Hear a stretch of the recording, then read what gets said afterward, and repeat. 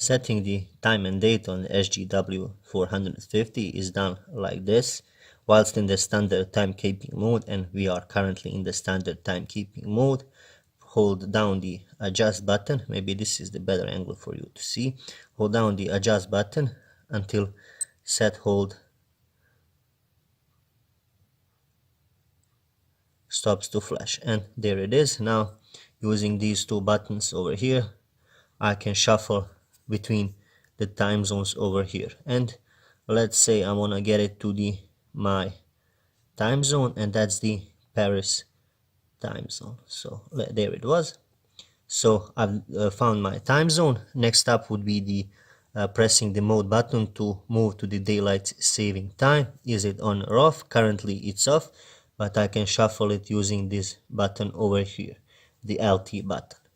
Next press of the mode button gets us to the 12 or 24 hour time format, and it's blinking, so I'm gonna change it to 24 hour by pressing this button over here. Next press of the mode button gets us to the seconds. Usually there's no need to touch the seconds value, but if you want to, you can just reset it by pressing the LT button.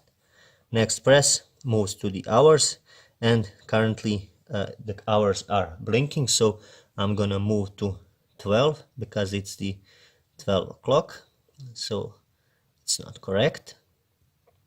There it is, it's 12 o'clock.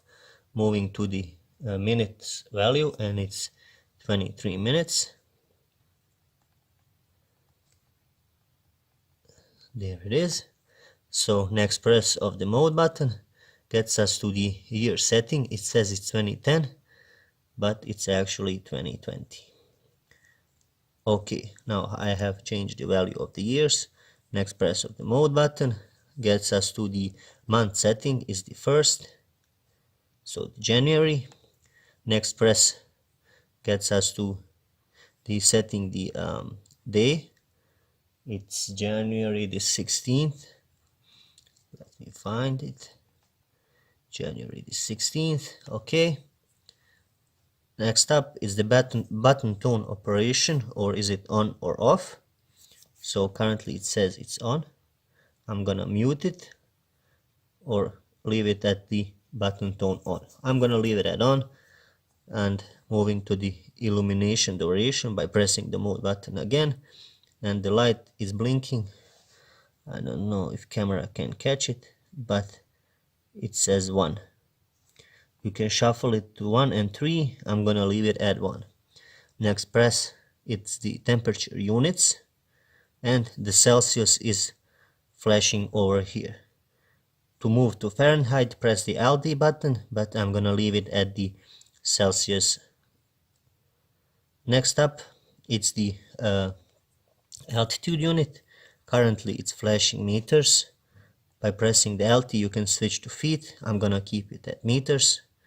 Next press would change us to the barometer units, and it's flashing hectopascals, but you can change it to the imperial units.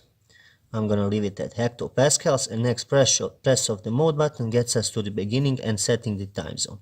Once we are done with all the settings, and I have done the settings, I'm gonna press the adjust button once and get back to the standard timekeeping. Now we have to watch the hands.